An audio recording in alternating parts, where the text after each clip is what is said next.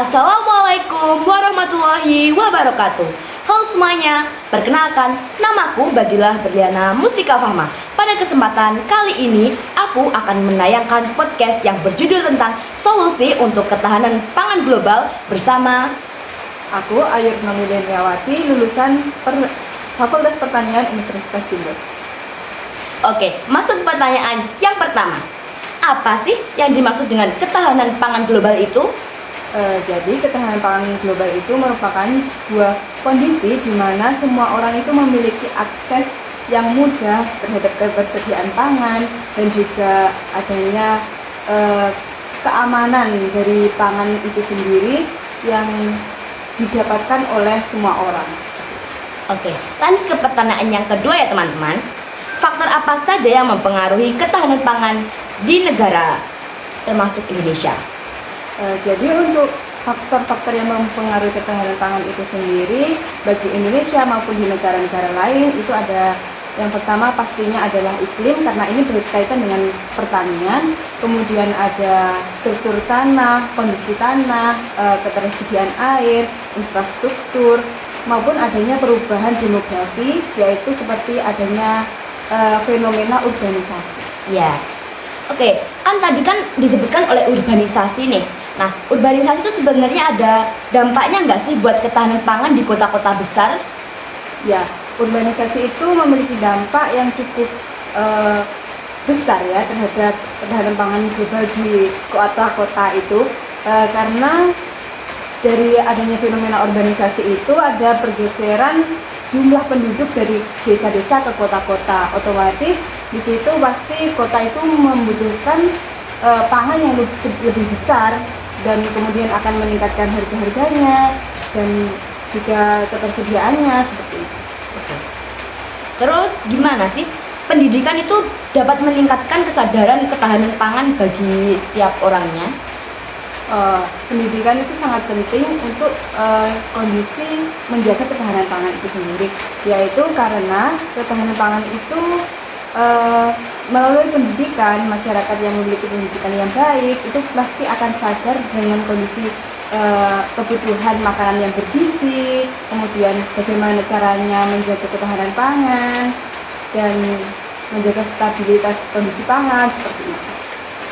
Terus kenapa, Pak, ketahanan pangan itu menjadi sangat penting di seluruh dunia ini?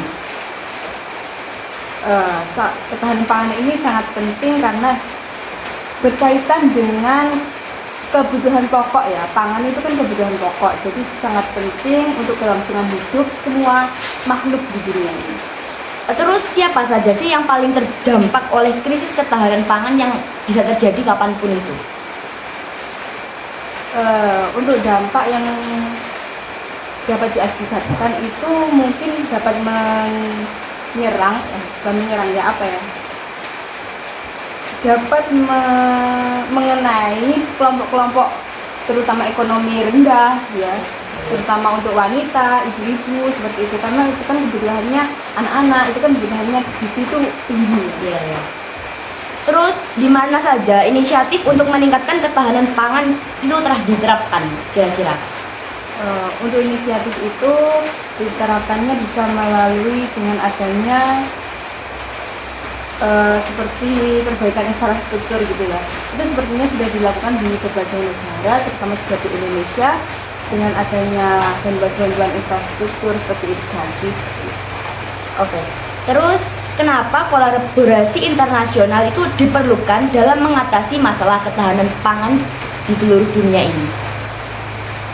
Karena ketahanan pangan ini mencakup tentang kondisi pangan dan itu sebuah hal yang fundamental sehingga itu membutuhkan sebuah kerjasama agar dapat berjalan secara baik dan maksimal seperti itu.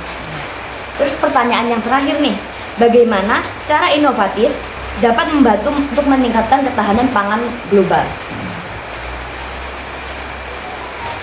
Cara inovatif yang dapat dilakukan adalah misalnya saja menggunakan dengan teknologi.